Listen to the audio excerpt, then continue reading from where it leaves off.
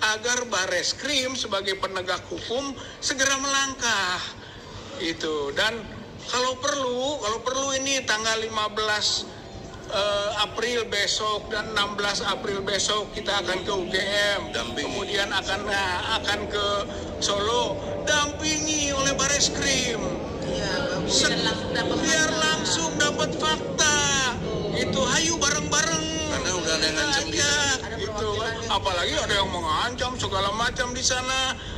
Walaupun kita tidak takut pada ancaman seperti itu, tapi tentu sebagai penegak hukum punya kewajiban itu kan untuk melayani masyarakat, melayani rakyatnya. Oleh karena itu kita mengajak ya Kang Egi ya, Bang Egi ya, Prof Egi, jadi bukan laporan saja. Mengajak, ayo bareng-bareng kita ke UGM. Kalau perlu jaksa ikut juga, jaksanya ikut lagi. Nah, kemudian tanggal 16 ayo kita sama-sama ke rumah Jokowi. Dan kalau sudah sampai kepada keputusannya secara hukum di Bareskrim ini, cepat sita itu. Sita skripsinya Jokowi. Itu nanti pas waktunya kita ke Pak Joko Widodo, ya kan, rumahnya, sita ijazahnya. Itu karena ini sudah menjadi bukti dari satu kejahatan, dan itu sudah sangat mendekati realita bahwa itu terjadi, pemalsuan itu atau ijazah palsu itu.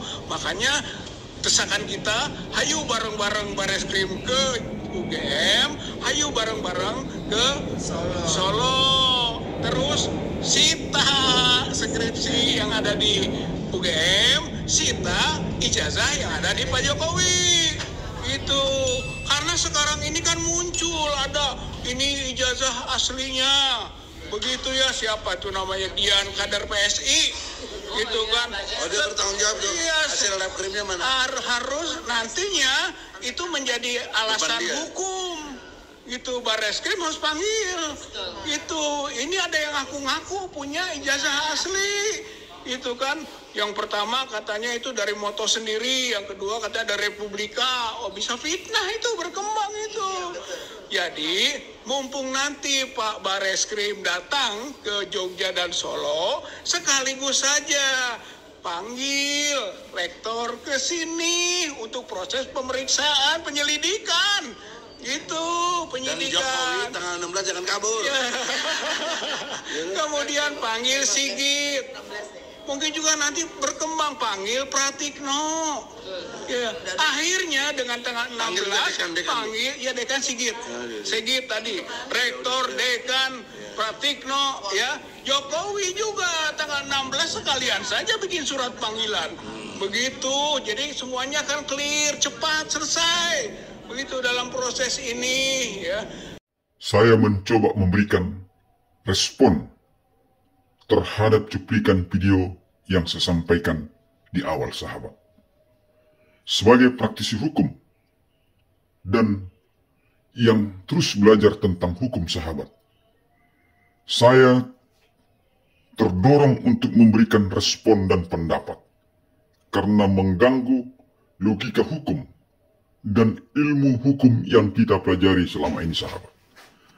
Bahwa setiap laporan, sahabat, apabila penyidik sudah melakukan penyidikan dan telah menemukan minimal 2 alat bukti, apakah di sini, sahabat, alat bukti berupa keterangan saksi dan hasil analisis crime dari misalnya Puslabor Mabes Polri, atau dari analisis ahli yang bergelut di bidang IT atau di bidang komputerisasi atau ahli-ahli lainnya. Apabila itu memberikan keterangan berdasarkan permintaan penyidik untuk membuktikan apakah objek atau barang bukti itu palsu atau tidak, kemudian setelah ditingkatkan penyidikan, barulah langkah-langkah kepolisian, penyidik melakukan penyitaan terhadap barang bukti, di mana barang bukti itu ada, apakah di tersangka, terlapor, ataukah di pihak Gajah Mada. Sahabat-sahabat, jika hal ini belum ditempuh, sahabat, kemudian pelapor dalam podcastnya memberikan keterangan-keterangan yang bombastis, narasi-narasi yang tidak masuk di akal dan tidak berdasarkan fakta dan logika hukum. Inilah sahabat tadi yang membuat saya tergerak untuk memberikan respon, bukan bertujuan untuk membela Pak Jokowi atau Gajah Mada, atau bukan merupakan ternak Mulyono, tetapi sebagai warga negara yang belajar dan mengerti hukum, yang ingin melihat hukum itu tidak dipolitisasi oleh orang-orang yang tidak suka terhadap seseorang, menggerakkan opini publik dan memprovokasi publik, seolah-olah hukum tidak dijalankan dengan baik. Inilah yang menyesalkan dan membuat hati kita pilu sebagai orang yang mengerti hukum. Oleh karena itu sahabat, di sini saya memberikan sebetulnya satu saran, agar ada keseimbangan sebagaimana yang mereka dalilkan, equality before the law. Maka kita juga menyarankan agar pihak Gajah Mada Fakultas Hukum Kehutanan juga dapat memberikan laporan terhadap mereka-mereka yang mendalilkan adanya ijazah palsu itu, agar penyidik juga melakukan penyidikan terhadap si pelapor. Dari manakah dokumen-dokumen, sumber dokumen yang mereka gunakan, dan opini-opini yang mereka gunakan dengan melakukan suatu penghakiman belum ada putusan yang mengatakan bahwa ijazah itu palsu.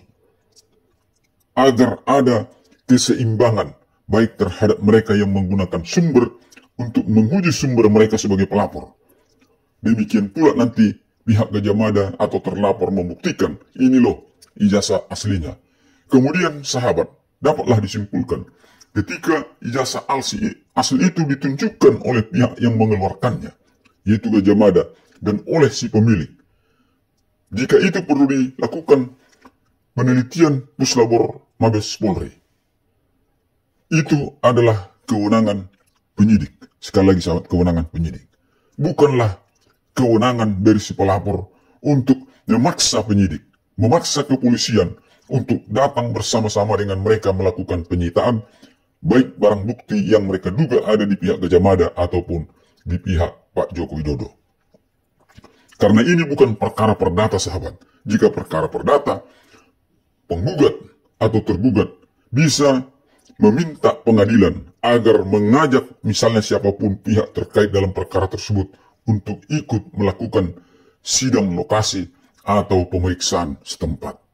Disinilah sahabat perbedaannya yang seharusnya dipahami dan diketahui oleh sahabat-sahabat kita sebagai pengacara yang kita anggap sudah senior dalam kita dapat melihat sahabat apa yang menjadi respon Fakultas Kehutanan Gajah Mada atas tuduhan-tuduhan terhadap penggunaan ijazah palsu dan ijazah palsu.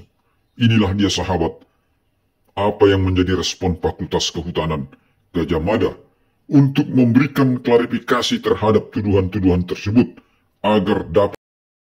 Selain dengan teman kuliah Pak Jokowi, juga kami berkesempatan untuk bertemu dengan Pak Dekan untuk mencari tahu perihal kebenaran isu soal ijazah palsunya Pak Jokowi.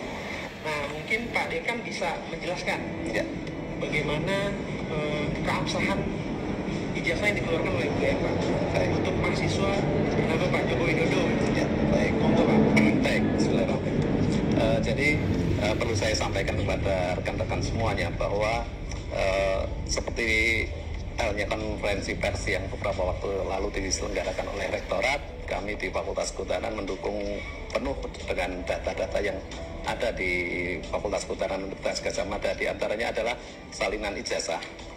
Salinan ijazah ini perlu saya sampaikan karena memang kalau ijazah aslinya dipegang oleh yang bersangkutan dalam hal ini adalah Bapak Joko Widodo begitu. Nah, beberapa hal yang mungkin di media sering dipertanyakan adalah nomor registrasi ini.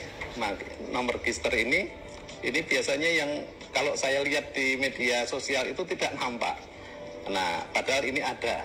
Ya, saya nggak tahu kenapa bisa terjadi seperti mungkin. Itu. Kemudian berkas-berkas beliau itu adalah berkas beliau selama menempuh pendidikan di Fakultas Kehutanan ini terdokumentasi dengan baik, ya.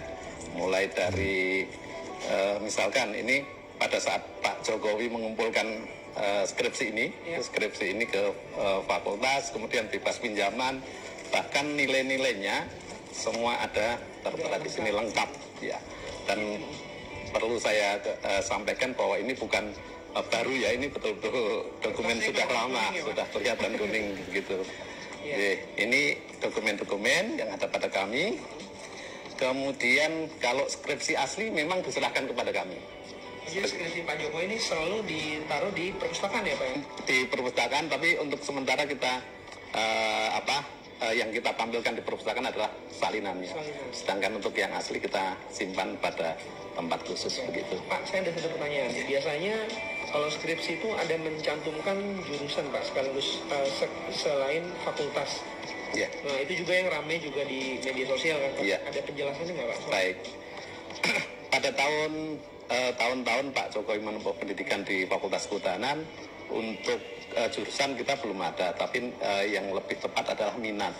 Waktu itu sangat tergantung pada minat beliau pada saat skripsi itu dia mengambil apa, ya, sehingga sering dikategorikan setelah ngambil minat kemudian melakukan penelitian dia mengarah ke minat apa, sehingga disebut misalkan teman-teman beliau seperti Pak Gentur ini mengambil minat teknologi, kemudian yang lain mengambil minat konservasi, kemudian terus silvikultur dan juga manajemen hutan dulu apa ya namanya? Nah ini dalam hal ini Pak Jokowi karena mengambil judul studi tentang pola konsumsi kayu lapis pada pemakaian akhir di Kota Madya Surakarta, ini lebih banyak mengarah ke teknologi begitu, sehingga dikatakan bahwa Pak Jokowi mengambil minat teknologi. Dan pada saat itu memang tidak dicantumkan di skripsi ya? Untuk saat itu belum. Tapi setelah itu memang ada penjurusan, sehingga kita kenal ada 4 jurusan di Fakultas Kehutanan, diantaranya adalah manajemen hutan, kemudian silvikultur, kemudian teknologi hasil hutan, dan yang terakhir itu adalah konservasi sumber daya hutan.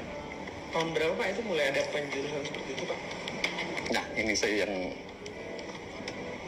ada informasi, barangkali saya lupa, nanti saya cek. Oh iya, nanti jauh setelah zamannya Pak Jokowi. Jauh setelah jauh.